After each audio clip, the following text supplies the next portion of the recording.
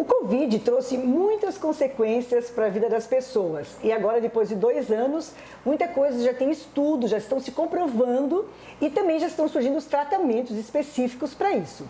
Hoje eu trouxe para falar sobre esse assunto a psicanalista Carla François, que é pioneira aqui em Joinville num tratamento com uma técnica diferente, que é uma técnica de neurofeedback. Neurofeedback. É isso mesmo, Carla? Tudo bem? Tudo bem, obrigada pelo convite, obrigada por essa oportunidade de falar sobre essa técnica tão inovadora que a gente está trazendo aqui para Joinville. Então, esse vai ser realmente um grande auxílio, né, para as pessoas, porque a gente estava conversando um pouco antes e a Carla estava me explicando que hoje já tem mais ou menos 30% da população, né, com graves sequelas do Covid. E você vai explicar para a gente que essa técnica está vindo para ajudar, né? Isso.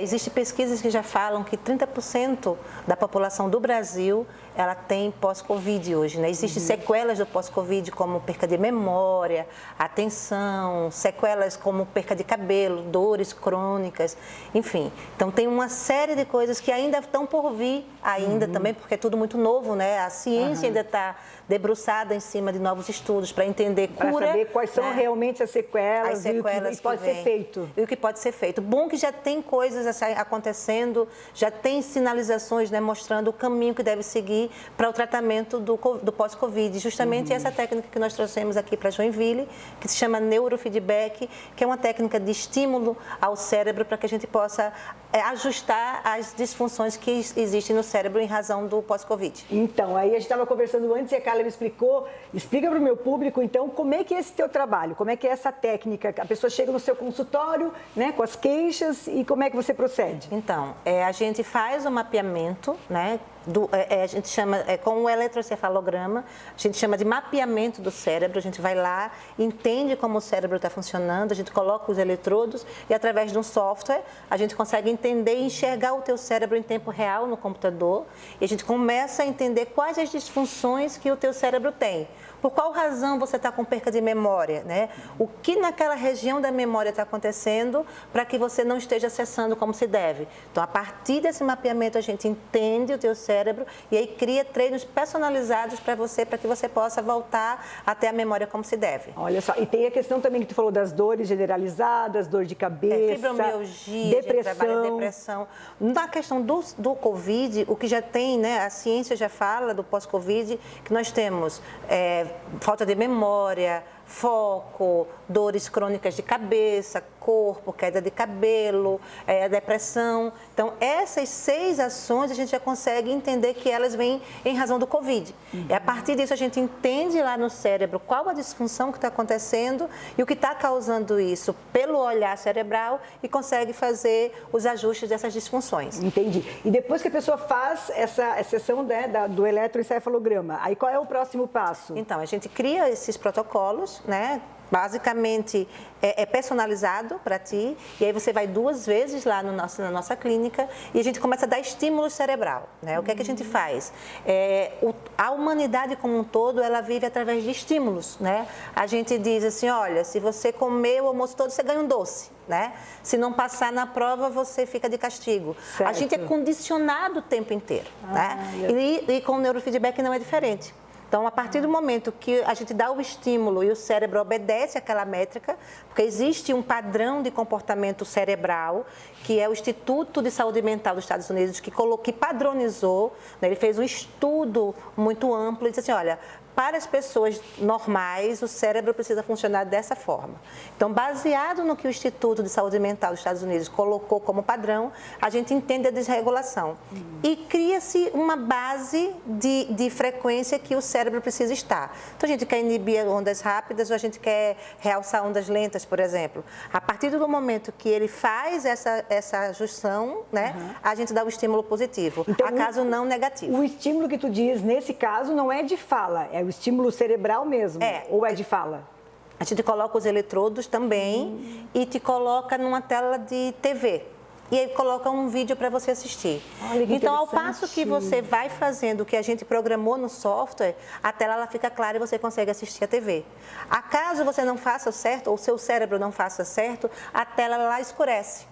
E é nessa tentativa de acerto e erro, o teu cérebro vai dizer assim, então se eu disparar nessa região aqui, eu consigo assistir e inteligente como somos, o cérebro vai fazer o que a gente pede. E daí ele consegue assistir. Então, a gente vai dando os estímulos necessários, seja sonoro, seja visual, para que ele possa chegar no objetivo que é funcionar da forma correta. Como já funcionava antes. E mais ou menos quantas sessões, assim? Claro que depende da gravidade, mas mais ou menos quanto tempo a pessoa consegue recuperar? Depende muito do que o mapeamento me traz, né? Eu só consigo te dizer o que tu precisas a partir de quando eu vejo como tua cabeça está. Mas, normalmente a gente tem visto de 30 a 40 sessões, as pessoas já têm um ganho muito significativo. Tanto no TDAH, a gente tem clientes com autismo, que também tem um processo de melhoria, de comunicação social, enfim. Então, de 30 a 40 sessões, a gente tem um resultado interessante, né? A gente estava falando do pós-Covid, mas você está falando agora também que, no caso de autistas também, a gente trabalha com TDAH, essa técnica também e já existe artigos científicos que falam da eficácia para TDAH, para autismo, para pessoas com incontinência urinária. Tem uma leva de ações que a gente pode usar como o neurofeedback como uma técnica que ajuda, né? Então, para AVC, por exemplo, tem pessoas que tiveram AVC e que comprometeram a região do cérebro. Então, através da neuroplasticidade, a gente consegue criar um novo caminho para que ele possa acessar as funções que naquela região já não acontecem mais. Olha só que coisa boa isso, né? Sempre a ciência nos ajudando. E a gente estava conversando também, Carla, que falou que independe da gravidade do Covid, né? Que a pessoa teve, né? Eu achei que a pessoa que teve mais leve, de repente, não tem sequela. Tu falou que isso independe. Independe, né? As pesquisas falam que as sequelas do pós-Covid, eles independem do grau de seriedade que houve. Teve gente que foi entubado, que voltou e continua a vida normal. E teve gente que teve o Covid leve e que está com perca de memória, perca de cabelo. Então, isso não é relativo. Não é relativo, não influencia. Às vezes a pessoa pode ter tido só um Covid leve, com espirro, alguma coisa, e pode estar com as mesmas sequelas. Porque o comprometimento cognitivo, ele não vem pela complexidade da gravidade da doença.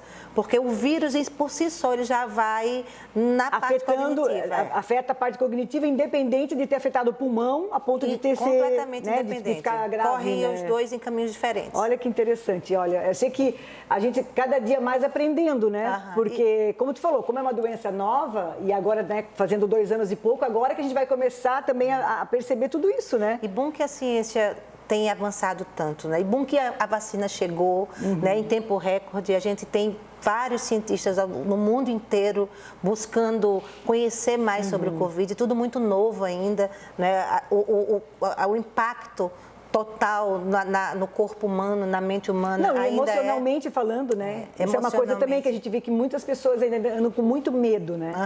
Tem, além das sequelas do Covid no ponto de vista físico, do corpo, né? físico, ainda tem essa estrutura da ansiedade, do pânico de ir à rua. Do pânico de sair. Né? De se socializar ainda. A gente está passando por uma outra pandemia agora que é comportamental. Exatamente. Né? Então, a gente tem aí adolescentes com 14, 15, 16 anos com medo de ir à rua, né? Então, e é na idade que eles têm que estar lá. Que deveriam estar, né, se conectando, né? Com os amigos, com pessoas, e elas estão com medo e cada vez... E ainda tem a internet, que daí facilita, as pessoas acabam ficando em casa, naquele mundo, e acabam não se conectando com pessoas, né? E o que nos fez ser humano foi justamente o poder de nos conectar, né? Então, nós convivemos em grupos, somos de tribos, né? De tribos. Então, a gente precisa olhar com um olhar mais atento, sabendo que a pandemia ainda não passou, que a gente precisa ainda ter as nossas, os nossos cuidados diários,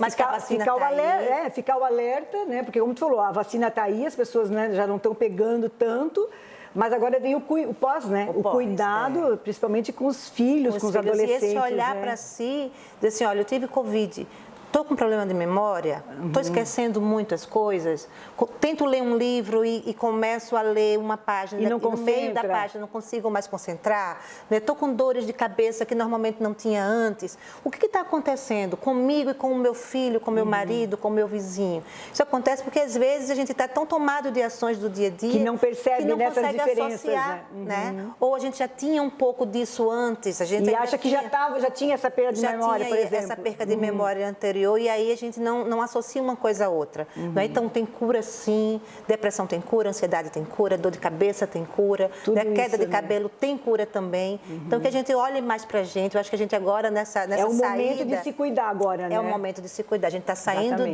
de um processo onde a gente tinha que cuidar da gente e do outro, né? Quando a gente ficava em casa, a gente cuidava da gente e cuidava de quem estava fora.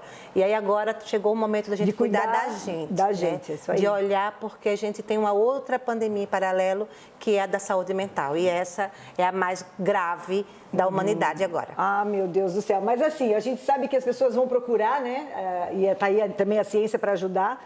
E a gente, né, deixa aqui o alerta, então, para todo mundo se cuidar e ter essa percepção que a Carla está passando para a gente. Carla, muito obrigada pela tua participação. Eu que agradeço a oportunidade. Gostei muito de saber, achei muito bacana essa questão de tu trazer esse diferencial para a nossa cidade. Fico muito feliz por Joinville ter aceito, né, o nosso trabalho com tanto carinho. A gente está aqui, somos pioneiros nessa técnica aqui em Joinville.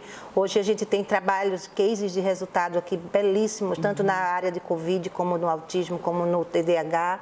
Eu fico muito agradecida pelo espaço. Imagina, obrigada. Então tá, nós ficamos por aqui e voltamos na semana que vem. Mas antes, não perca amanhã, Nelly Passel de Blumenau.